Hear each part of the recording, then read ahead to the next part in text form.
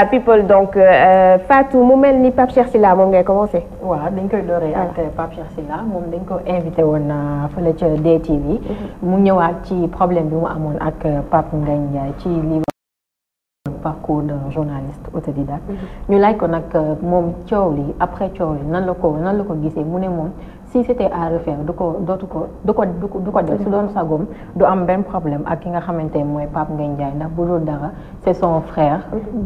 En plus amoon nañ ay relations yu rafet fii ci Walfadjri nee na da koy regretter bu baax a baax aussi nee na li ko si gën a naqari mooy nit ñi nga xamante ni dañoo profiter si coow li di si sànni seen ay grain de sel di ko saaga moom alors que séqu ko ak ñoom en plus de cela ñu wax ko de là à nga dem bay wax ay raté de la banlieue mu ne moom lu mu wax rek c'est parce que lu am la moom nee na waa banlieue la et il est fier d'être un banlieusard je pense que noonu la voilà il est fier d'être un banlieusard en plus de cela nee na ki nga xamante ne mooy Pape Ngagne Ndiaye ñoom ñaar ay gentleman lañ te bu ñu gisantee ñoom ñaar dinañ waxtaan ils vont se retrouver. Comme on dit réeroo amul ñàkk voilà moom moo am. Après c'est bien qu'il ait regretté déjà grandeur le fait que mu toog ne regretté na mais quant à dire que regretté wul le fait que mu nekk les ratés de la banlieue est-ce que du soulever waat encore beneen polémique. si du ko yeewaat parce que coow bu fayoon la est-ce que du ko raviver waat un peu. Effectivement.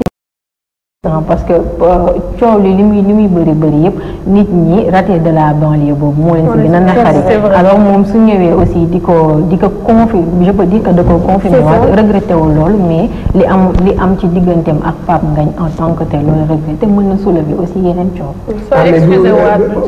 mais attends du moom xam nga mënuloo di regretter yow li ma waaye di confirmer propos yooyu loolu mën na nekk on se dit la vérité soit day regretter lépp ou bien mu confirmer la waaw comme que nee na moom ak saa waay dëgg la moom saa ay waay lañu ay kii man looloo ma ci métti woon dégg nga loolu moo ma ci métti woon parce que ñoom ñaar am na fu ñu jaar ay dañ nekkoon ci ay termes yu baax ay nangam tey jii mu dem rek ba di génne yenn wax yi vraiment waaye nag tamit raté de la banlieue ça c'est trop dit c'est ça le problème. na ko regretté nag kay mu jeex booy da nga koy regretté mu jeex. te bañ ko teg mais d'accord Pape. bu ci tegaat dara nag. Pape Sylla Pape Cheikh continué na nga regretté raté de la banlieue boobu noonu. alors bu ñu ci jógee ci moom dañuy jàll ci ki nga xamante ne nii mooy Baaba Maal. moom nag dafa def acte bu nice boo xamante ni sénégalais yëpp dañ ko applaudir parce que dafa doon amal ay tournée ci sous-région bi lu si mel ni Fouta. ak aussi Mauritanie mais décès khalife général des Mourides bi dafa tax mu. alors ci annulation boobu noonu il a perdu des centaines de millions mais bi nga ko posé question dafa ne nit ki dem jaral na ko lu nekk parce que ki dem dafa nekk koo xamante ni dafa saxoon ci xolu sénégalais yi te moom il trouve cela anormal que pour mel noonu jóge fii moom muy nekk di way ak fee ci moom loolu su ko defee du ko baal boppam et aussi xam na ni sénégalais yi duñ ko baal sénégalais yi nag nee nañ artistes yeneen yi ñu bëri nañ jël leçon ci li nga xamante ne moom la Baaba Maal def nee na aussi mu ngi saako ci sénégalais yi ñu ñaanal ki nga xamante ne moo fi jóge moom Baaba Maal. xam nga sa temps yi passé maa ngi leen doon wax lu ñuy kii xam nga ñii ay gentleman lañu. oui ay Thione Seck ay Baaba Maal ay Ismaël Lo ñooñu ay gentleman lañu. ay gentleman xam nga loolu sax gis nga kuy wax ci ñii di wax ci ñooñu di leen di wax yenn wax yi da nga leen xamul.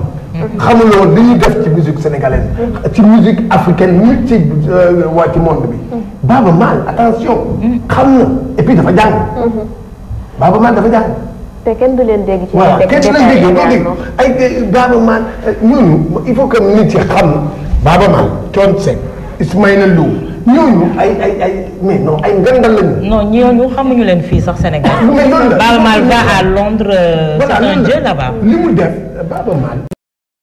bett ma man ak li mu posé du ma bett ci Ismaël Lo du ma bett ci Thione Seck dégg nga man du ma bett ci ñooñu quoi. et puis même li Khady wax léegi aussi dañ koy confirmer parce que Baaba Maal aussi nekk na koo xamante ni man boobu depuis ma xam-xam mi mosuma koo dégg ci ay wax yu sew nit ñi dañ koo respecté de trop doo ko dégg si daray détail franchement mu nekk koo xamante nii nag ñun ñëpp daal ñu ngi koy félicité ci loolu noonu mu def moom Baba Maal. c'est à imiter. waykatu démb yi da ngay naan waykatu démb yi. waykatu démb yi. dañ leen di indi ñooñu ay. waaw ñan lañu ñan ak ñan lañ. lan la. ay xalam façon. sa lim bi dafa nes looloo tax muy laajte wala. mais non mooy ñi nga xam ne c'est maanaam ci kiw démb bi la xam nga am na ñoo xam ne démb lañ nekkoon. kañ dégg nga am ñoo xam ne du tey lañ leen formé dañ ñoo waxante dëgg. ñooñu ñu formé woon moom mooy ñi fi nekkoon ñooñu nañu waxante dëgg. ñoom ñëpp laay wax ñooñu dañu war a roy ci ñoom. mais quant à boo leen di attaqué ñooñu da nga xamul ñooñu du ñu def ay nganda lañu. dañoo yóbbu musique sénégalaise pour sore. ils sont combien tey jii ñu ngi fi ñoom ñoo toog dégg nga tout le monde. wala leneen boobu si. da nga doon dem seen soirée. da nga doon dem seen. non c'est que ñooñu dañoo wéy. moom dafa bëgg xam ndax da ngay dem soirée wala. non dafa doon dem soirée ñooñu autant. xam nga ñooñu ay ndaanaan lañ. bu dégg ñu naan ndaanaan ci wéy ñu daanaan laa kii mooy ñoom da ngay jël ñoom Youssou Ndour jël ñoom Baba Maal jël ñoom kii Omar Pène jël ñoom Thione Seck jël si jigéen ñi tamit dafa nostalgique woon nag. non parce que ñooñu li ñu wéy kenn dootu ko wéyee ci bopp. loolu dama ne ndax ñooñu ba ñuy way da nga doon dem seen soirée. dem naa ci. waaw xaaral dama leen di yokkal sax dama leen di yokkal. dañ lay dugal rek dañ lay dugal. voilà Fatou ko ci topp cosaan merci. non. ak Rio. Rio da nga naan bàyyi Rio. waaw. ay plantation am nañu bëri yoo xam ne bii yéen a xam ne plantation. juddooguñu woon même. plantation foofu la attends damay wax plantation foofu la gars yi doon xamee seer yi. boo wàcc bees. bu dee wàcc bees nga bu dee yow wàcc bees xam ni ñu koy xamee. plantation ci suuf vitre la fi ngay teg si tànk vitre la. boo ñëwee boo defee nag di xool ne gars yi ne kii seer la. mu ngi soog a ñëw waaw mu ngi soog a ñëw. ok d'accord bu ñu jógee ci loolu aussi dañuy jàll ci ki nga xamante ne mooy Pama Dieng ñu bëri tuddee ko instant bi le phénomène di rakk ci Momo Dieng moom nag dafa lancé benn défi day def 52 singles ci année bi maanaam chaque semaine mu génnee benn single pendant 1 an mu nekk 52 ñu bëri nag daal di si joxe seen xalaat ku si mel ni Mango Diazaka moom nee na Pama su waxee loolu mën na koo gëm parce que Pama il est talentueux dafa mën a woy te li muy woy da koo teg ci yoon.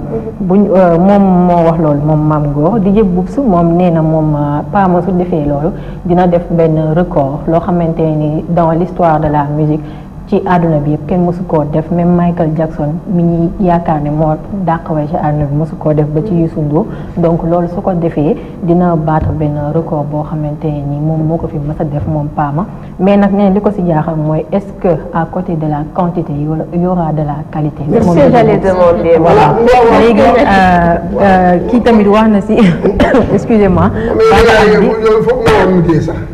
après nga ñëw si. Baba Amdi moom aussi artiste compositeur moom nee na idée boobu noonu dafa gis ne du idée bu baax parce que booy génnee single yu bëri en même temps doo jox Sénégalais le temps ñu savourer daal maanaam li ngay woy Abba aussi de la 2STV moom aussi joxe na si cadeau moom nee na aussi moom gisul ne loolu idée bu bien la li mu gisoon mooy mu def benn album bu 12 titres bàyyi Sénégalais consommer ko après mu ñëwaat ci leneen ñoom daal.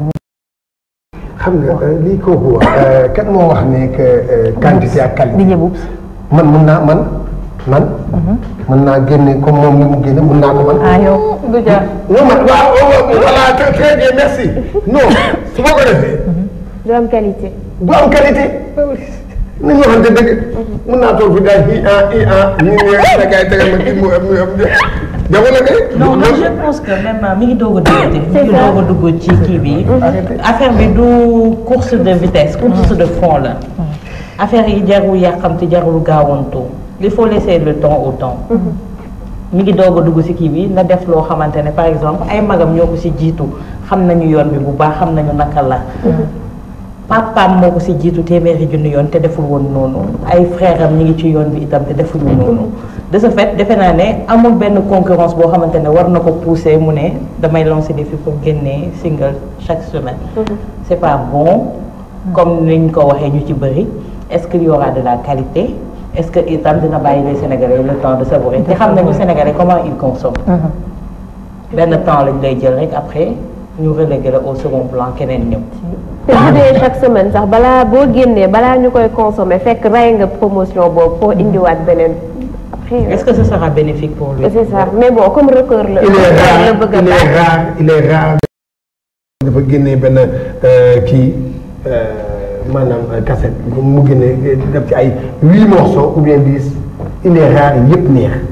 il est rare nañ leen waxante dëgg.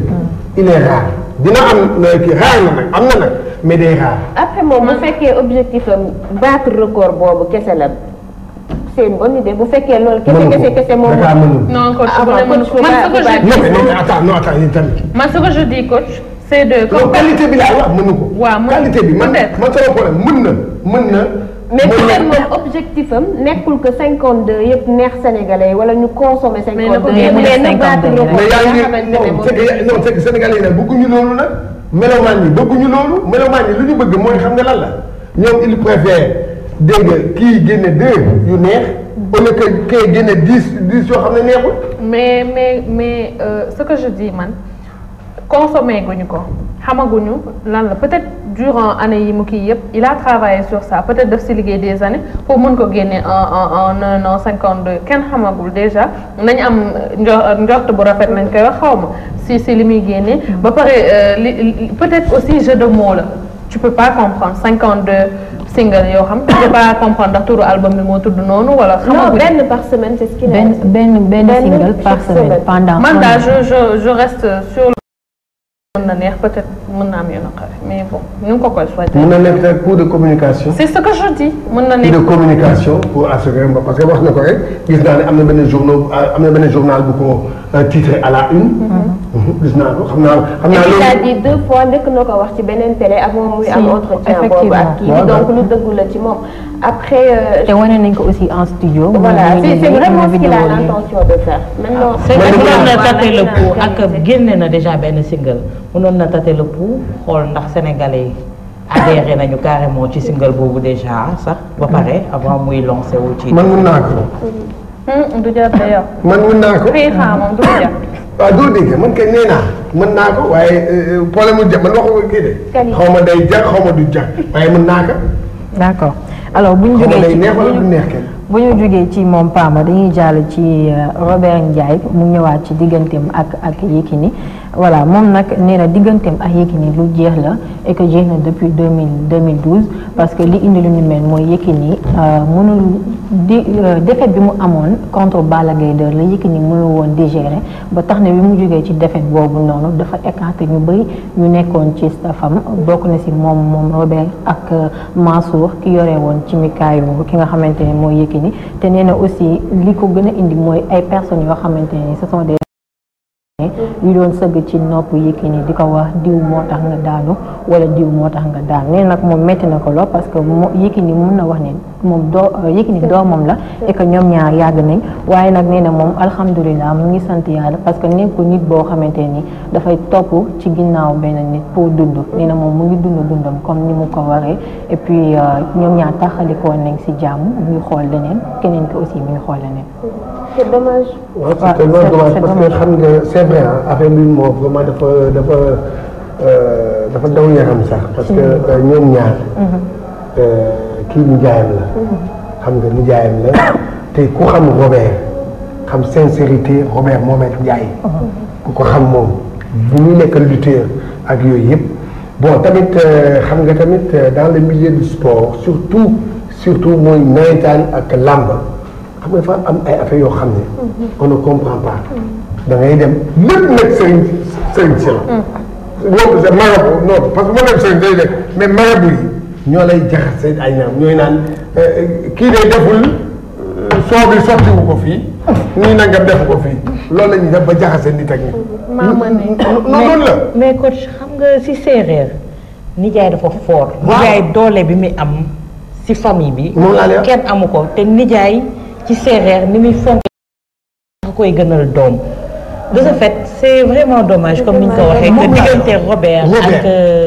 Yaxya Diop mu demee nii daal koy lire sama xel dafa dem ci combat Yékini am na combat boo mook Bombardier seen dernier combat bi ku nekk bañee taxaw côté gauche Robert ñëw sëgg wax ak moom Yékini tourné dem bëri image boobu dafay ñëwaat ni mu ko déggalee woon en plus fi ñu mujjee nii bon moom laa lay waxee dégg nga xam nga ñoo dugg seen diggante nii ah mooy xuufa xaafa ñoom la ñoo dugg seen diggante rek parce que ñoom ñooy dem dañuy wóor mais loolu day am sax ci match yi.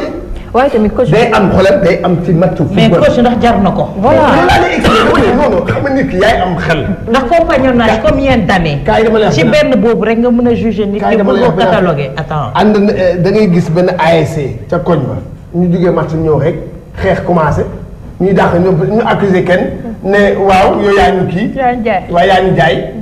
noonu la comme lamb yi lii la rek. seytaane waxul dëgg waaye li koy indi moom mooy kii ya marabu yooyu la rek. marabu yi la.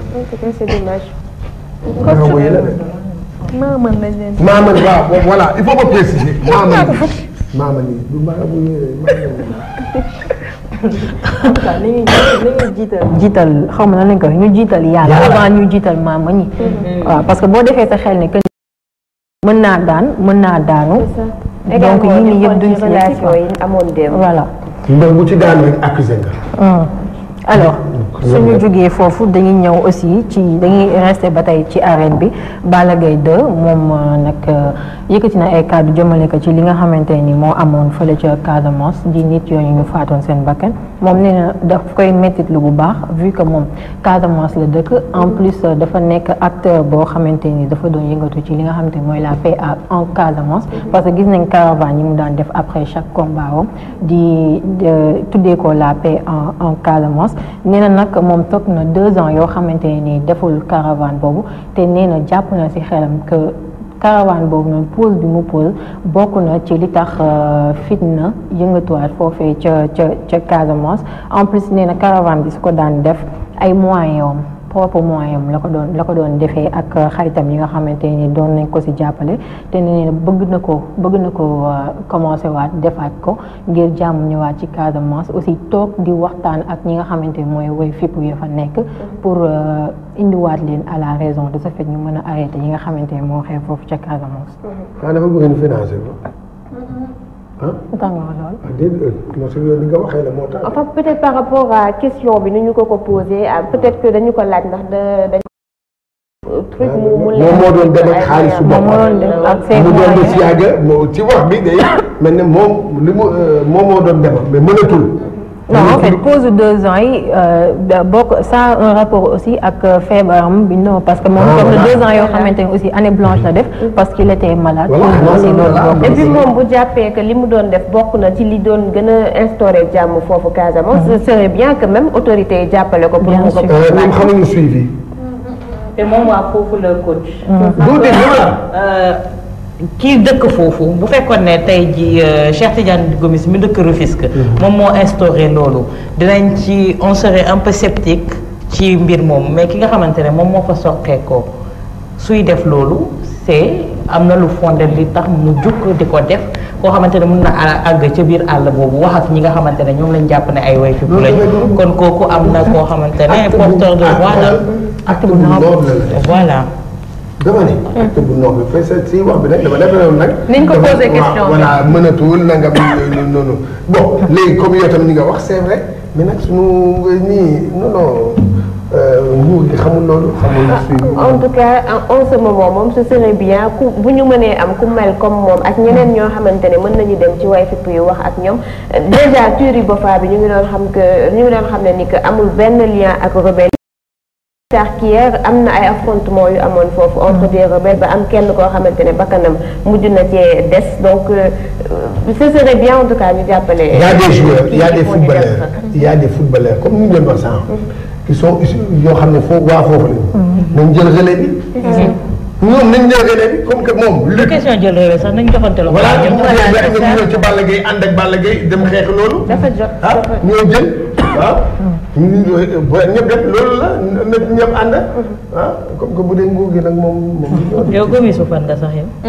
waay waay jàmbur. waay bu bu leen toll.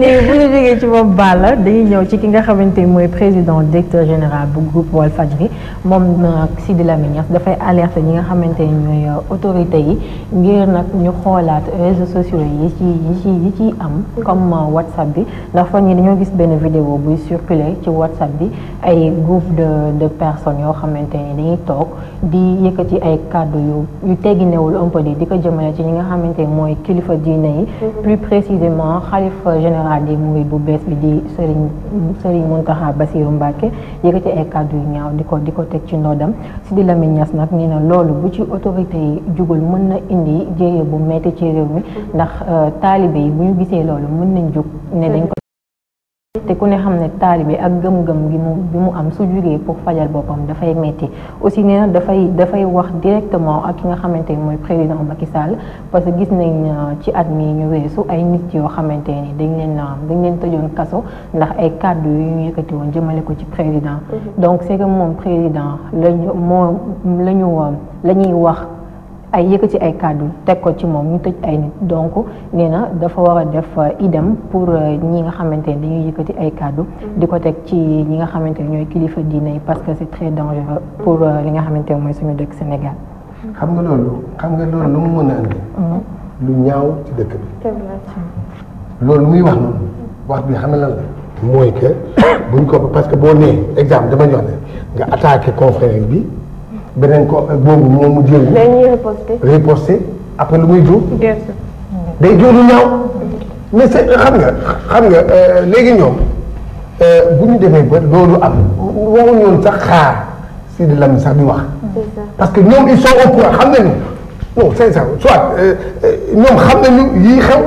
et bu ñu teelul jóg comme cette fois c'est des présumés wahhabites bu subaa keneen lay doon donc et puis riposte comme noo ko waxee taalibe dafa sëriñam dafa am fu mu ko jege ci buumu xolam boo ko waxee direct ko moom lay dafa am loo xamante ne mi ngi commencé prospérer c'est ces groupes là des wahhabistes des autres groupe bu ci nekk ak ni ngay xamante ne noonu ngay jëlee diine bi des trucs de ce genre loolu bi ñu ci waree alerter c'est pas aujourd'hui moom laa leen wax bi ñu ci waree alerter c'est pas aujourd'hui parce que koo laal sëriñam laal xolam am na nu mu teg yow dañ naan koo xeeb sëriñam mu xeeb sa juddu ba pare li ma jaaxal mooy du état bi dafa waxoon ni que ba fii temps photo yu grave yooyu génnee woon dañu waxoon ni que ñoom contrôlé nañ li nga xam ne moom moo di réseaux sociaux yooyu léegi nan la ñuy def ba genre affaire yooyu di mën a di génn bay circuler te ñoom duñ ci am xam nañ ci dara ñu ngi koy contrôler maanaam dañuy jëlul ay matukaay injustice bi am ci dëkk bi moo gaaw parce que bu ñu jógee ñoom bu leen neexoon léegi tey jii bu leen neexoon léegi tout de suite ñu ne. ñu démantelé wahhabiste yi rek ñu localiser ko. bu leen neexoon nañ ko wala kii balaa lii di fi indi ay kii. mais c'est grave. nañu bàyyi gis nga dëkku Sénégal. jàmm affaire confrères yi ak affaire kii religion yi nii jàmm rek fi mës a am. jàmm moo fi mës a am. yii ñuy bëgg a def nag ci ay yoo xam man WhatsApp la ak Facebook ay nangam yooyu. yàlla nañu si yàlla mosal. en tout cas alerte yi ciy nekk wax nga dëgg de. ciy nekk yi ciy jaar. c'est ça dafa mais da ngay gis ay yoo xam ne non da ngay ne non. ah ñàkk yaay ci Sénégal ci woo. mais structure boobu Awa Ndiaye jiite c'est quoi son rôle. très bonne question. structure bi Awa Ndiaye jiite c'est quoi son rôle. Awa dama ne ay coquille vide rek moo fi nekk. dañ la fi fal benn affaire ou bien ngay def parparloo am na fii ay structures yu bëri yoo xam ne dañu naan dañ ko ay les structures de contrôle fii ñuy def fii yu ci bëri ay tappale la ñuy def. tey de da ngay wax dara loo xam ne neexul koo xam ne il est bien placé. sa téléphone la ñuy mettre sur écoute suba ba mu ngoon conversation boo am ñu kii ko pourquoi duñu traqué ñi mais comme on dit seytaane tamit nit la góor wala jigéen kenn du xam donc ñoom ils n'ont qu'à prendre leur responsabilité balaa muy jóg. waaw baax na rek en tout cas alerte. dañuy xaar ba dëkk bi tàkk nag. li ñu naan mën nga xeeb. ba dëkk bi tàkk ñu soog a wax. waaw c'est ça. nañ dem xam nga alerte ay na. médecins après la. mais nag ñu ngi naan non non si di Lamine la nangam ni nangam. wala ñu jéem a xool li mu wax. parce que autorité la. mais politiciens yi aussi. fii lañ leen war a nag kiiwee ndax ñoom tamit jot nañ ci te musuñu alerté. c'est vrai politiciens yi. waaw ñoom su doon beneen question léegi ñoom ñëpp ñu ruyee dans les brancards. mais question bi déggoo si kenn koo xamante ne yéy na ci yàb bi mel num PDG bu groupe Walfadjri moo ci yàb bi. moo ci wax ah. non te au lieu ñu xool li mu wax. waaye duñ ko def. waaye léegi Cheikh Diane Gomis bu waxoon fi benn kii rek nga bëgg a yore kii rek gars yi woo Ousmane Sène ne ko on est en train de contrôler ton gars là yooyu la ngay def. espérons que en tout cas dinañu ci bàyyi xel bu baax a baax ñoom ñi lay jël ci matuwaay ay leçons jël si yi ñu si war a jël man sax des fois damay toog di poser wu la question nan lañ def ba yegg si fii. dem bay war a mën a yëkkati ay kàddu di ko teg ci ay kilifa diine man loolu daf may jaaxal bon c'était ça moo amoon comme ci Sidi laa ko parce que li mu wax dafa am solo ci Sidi nga tëjee waaw ci Sidi la li mu wax moo am solo moo tax ma tëjee foofu ci moom nga tëjee ci Sidi la